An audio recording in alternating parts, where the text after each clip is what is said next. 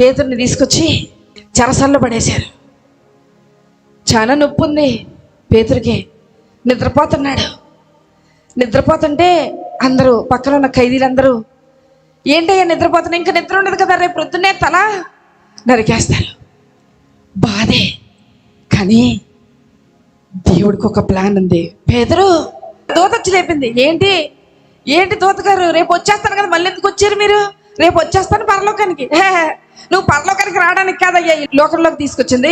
నువ్వు నిలబడితే దేశాలు కదులుతాయి, నువ్వు నిలబడితే రాష్ట్రాలు కదులుతాయి, నీ నీడ పడితే అద్భుతాలు జరుగుతాయి.